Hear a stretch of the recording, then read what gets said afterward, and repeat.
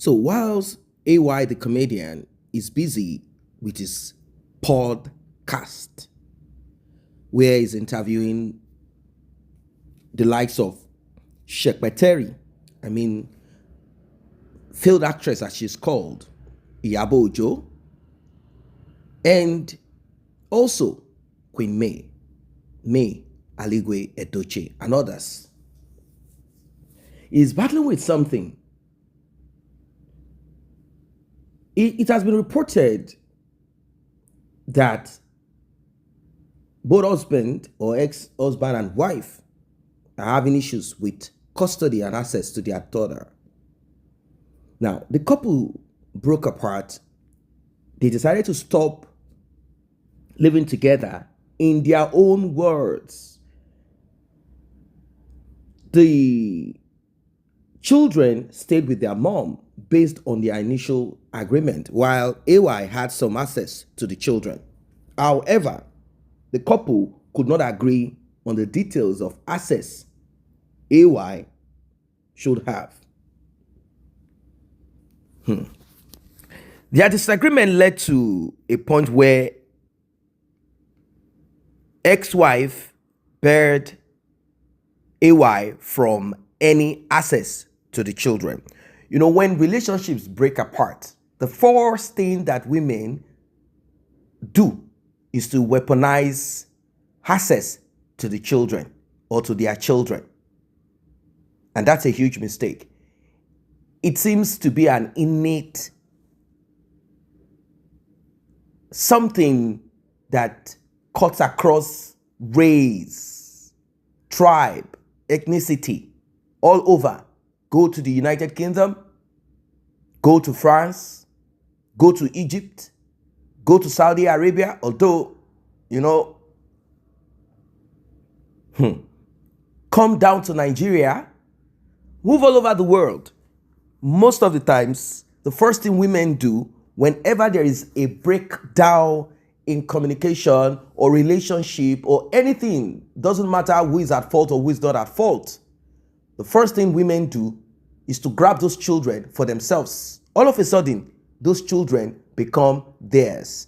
Those that are financially buoyant, they will say at first, I don't need your money, I'll take care of my children, go your own way. Maybe later as time goes on, they will begin to request for support once they realize that the load, the pressure of it is too much for them. At times, because these men do not have access to those children, they will refuse to pay for support. It's a situation that affects these children badly. So, she barred AY from having access to their children. Now, I have looked at several perspectives, even legal perspective on this matter. And one of the perspective is this.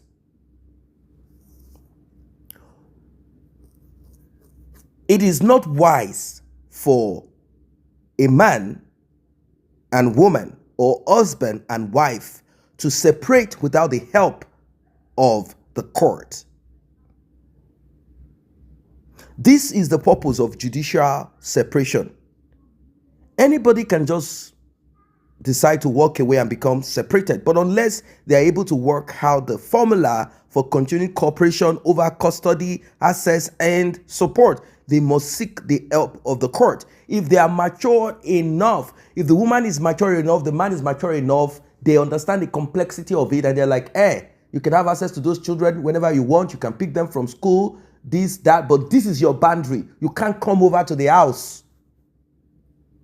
Meet them here, drop them off here, stuff like that. Unless they have understanding and put money into this account. I'm going to create an account where you'll be putting money for the upkeep of our children. Having access to them, you can do so over the weekend. You can do so here and there. In fact, you come to pick up the children, take them to school. Unless they have that, which oftentimes majority do not have, it becomes complex because many couples separated are in similar situation as AY and his wife. They just thought that they could do it alone and that they did not need a lawyer or a court. But each time they try these things, it ends up in a fight. In fact, even those that went to court, they still have to revisit because the woman thought of something or the man thought of something and felt like, I think I need this one.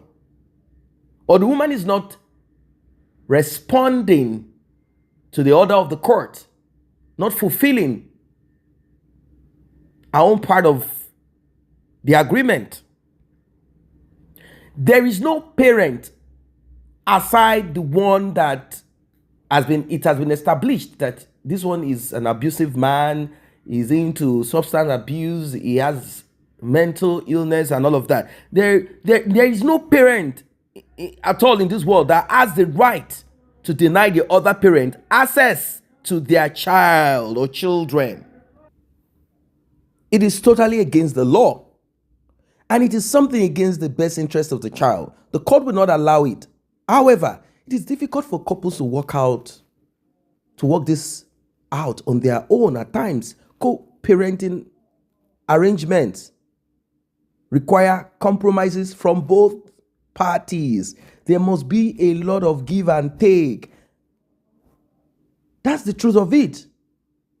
The reality is this. Parents hardly agree on how much to give or how much to take. This is where the court becomes necessary. That's the truth of it. That give and take, it's like a video that I watched recently on social media in the United Kingdom, where a Caucasian man and woman, both of them, they were on the streets. The man wanted access to his son. The woman refused. I think the man was supposed to have access, but it got to a point, the woman went ahead to the court and requested for a kind of review. And when I looked at the document, the lady had applied for what a lot of people might believe is irresponsible, such as fear over a kind of thought of violence, not because it has happened, fear over violence, that my husband will beat my son, my ex-husband will be this, and then he has a girlfriend. Because I heard her saying it, your dad has a girlfriend. So it was all about your father is with someone else, therefore he has no right to have access to you. You are mine. This issue has been there for a long time, where women believe that children belong to them and the role of a man is to sponsor those children. It's all about what the man can bring, money, and also the man should be with them if you want to. That's it. You must be with me if you want to have access to our children. You must be with me. And it is not always that relationship between a man and woman are productive. A woman looking or seeking for, what do I call it now? Obedient provider. That's what I'm going to call it. Obedient provider. There are situations like that where this woman is seeking for such obedient provider. I will tell you whatever I like. You cannot talk back or tell me you cannot stand your ground. Who are you? I'm a feminist. All of a sudden, you are only good to carry heavy bags and all of that. And you're only good for me to nag at. And you must provide. That is what you should B, you are here in this world to serve me. You should be paying me. Well, to end the fight between him and his wife over access, one of them must file for an application at the magistrate court to resolve in a binding manner all issues of custody, access, and support. Otherwise, if they feel that their marriage cannot be revived, they ought to file for divorce at the High Court. They just cannot avoid the court. This is exactly why the court is there.